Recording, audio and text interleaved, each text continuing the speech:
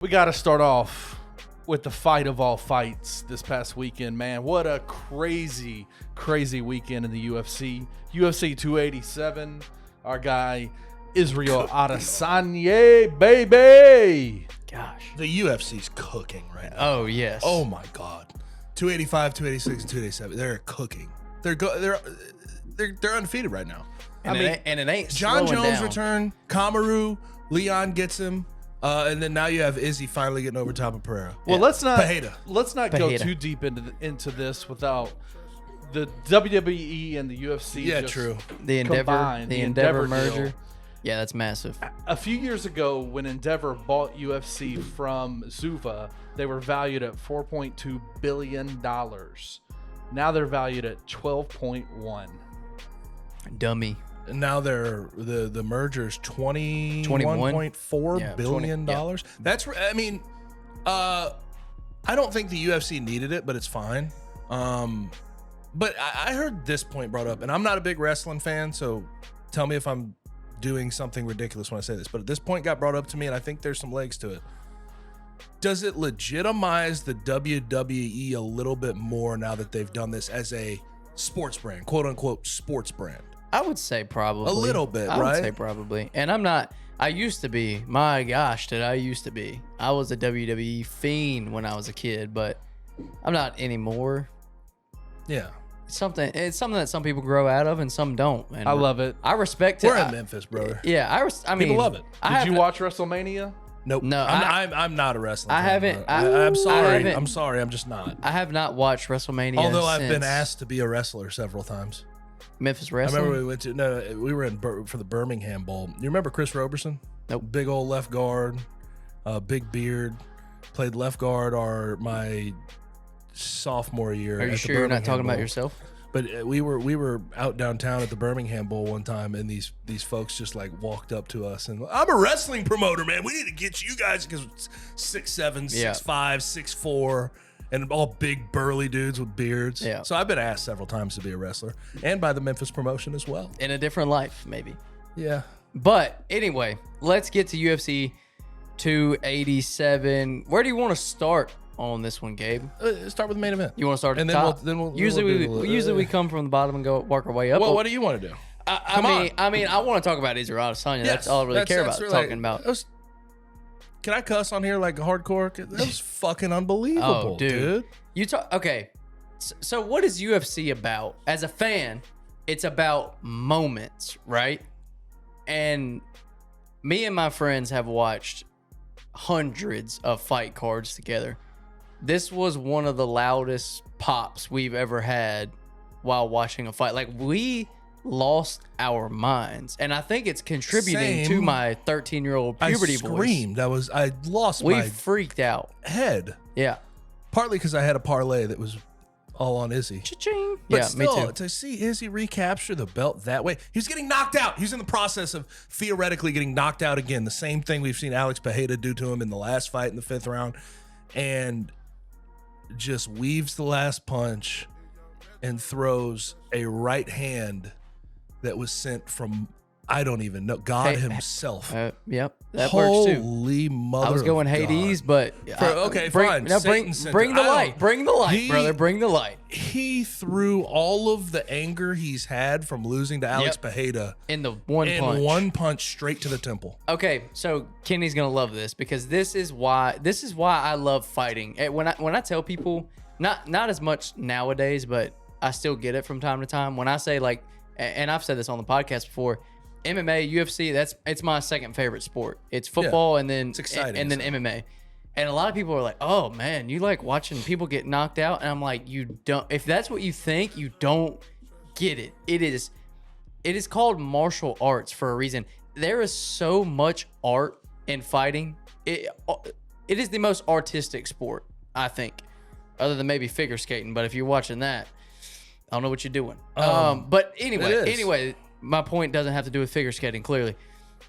Okay, so if you listen to anything or heard anything about the first fight in the UFC between these two, Pereira compromised Izzy's leg early in the first round because his calf kicks are absurdly fast and you can't time them. He's so damn strong. You can't see him. You can't see. He hides them so well, and they look like he's barely popping them, but the dude is made out of stone. So he injures Izzy's leg, and it compromised him throughout the fight. Izzy said post-fight, same thing happened again. He landed 24 leg kicks in the first, didn't make it out of the second round, but the first 8.5, 9 minutes of the fight, and Izzy's leg was compromised again. So Izzy baits him, and he had done this a couple times, baits him into the corner, covers up, says he plays possum, and you can tell he didn't really take a hard enough shot to be wobbled because he covered up the whole time. He took the knee, and he said what he realized is he went back and watched the fight against Pereira last time, and when he got him in the corner, we know what Pereira's doing. Yes. He's throwing bombs. He's not worried about covering up. He's throwing bombs because his hands are made of stone. Poeton. Dude is a brick. Shithouse? Yeah. Yep. And so he understands that if he gets in that position, Pereira is going to fire. So he lets him fire, and he brings that hook from the ground and bombs it through his temple and follows it up with another bomb through the temple. And then the one on the ground. And then Pereira was snoozing before the hammer fist landed. I know. The hammer fist landed. I'm like, that's why it took so long for him to wake up. That is next level mental from Izzy. Just the way that he thinks through the sport is beautiful. The way it played out was at the end of the third round or the fourth round where Izzy almost knocked him out in the first fight. First round. It was the first round. Okay, the first round. It was the same thing though. Yes. Pereira's coming after him. Yeah, but he just didn't have enough time to finish him after that. Right? But this time he cowered, acted like he was sort of out of it. Yep. Ducked one shot, drops him. Through that thing. Oh my God. And then he's over there shooting arrows. I mean, and that's the other thing about Izzy too, is like, I think because of how good he is and technical, and he never overreaches, generally speaking, and he doesn't try to put himself in harm's way, people sort of get the idea that he doesn't hold power in his hands, but he has pop, man. Yeah. He has pop. Ask Robert That was Whitaker. so exciting, man. Dude. That fight was so exciting. So good. I mean, it's ridiculous, dude. But it's so cool for Izzy. Like, you root for that kind of stuff, right? The guy that's lost 3 times. The guy that's he's climbed over every mountain in combat sports except Alex Pereira. That's the only mountain he hasn't been able to climb. And everyone's Finally did it. He can't do it mentally. He can't do it. He can't beat this guy. It's in his head. And if you listen to him after he lost the first fight, it wasn't in his head. The dude was as chill as you could be after losing. And like he said, he put his head down. He didn't worry about anything outside. He went harder than he's ever went. And man, the mental fortitude on Israel Adesanya is absurd. I've heard this go a couple of different ways. Thought process wise, trilogy. You do a trilogy with those two again? Well, I think you could, but I heard John Anik talking about it, and he says that a lot of people in the promotion think that this is like open and shut. Like this is the final chapter. This is the chapter because they're the thought is we can't really write it any better. Well, here's what I've heard, and this makes sense. Pereira's not making 185 anymore. Yeah, he's the dude weighed 220 before the first fight. Like that's 35 pounds, and I think they said with 2 hours left on the clock to weigh in, he was still like 3 over, and somehow cut those 3 pounds over the last 2 hours. Which is, if you know anything about weight cutting, usually you're in 0 point something in the last couple of hours. So I think he's too big. But what I saw today, and this is so crazy, but it would be super cool.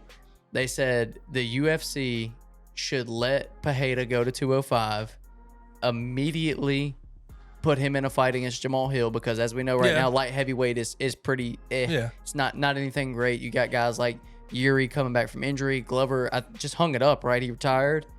Yeah, Glover just retired. Alexander Rakic has been Thiago Santos is gone now. Spot. There's just not much. Anthony Smith's still kicking around. Yeah, the gatekeeper of all gatekeepers. But put him in a fight against Jamal Hill, and if he wins, Then run Izzy up? Okay. Izzy go back to 205, and I could that'll rock be. with that. And they said that will be the biggest fight in UFC history, champ versus champ. I could rock with Chapter that. 5 at 205 for double champ status. But Pereira has to hold his end up and beat Jamal Hill. Right, but tell me that's not. I could rock with that. I understand chapter close right here, yes, but if that happens, the book reopens. Oh, yeah, I could rock for with double that. champ status Yeah. at 205. Woo. I could rock with that. Yeah, I could definitely So- get behind that. that's Yeah. what I'm hoping Yeah. happens because Yeah. that would be massive.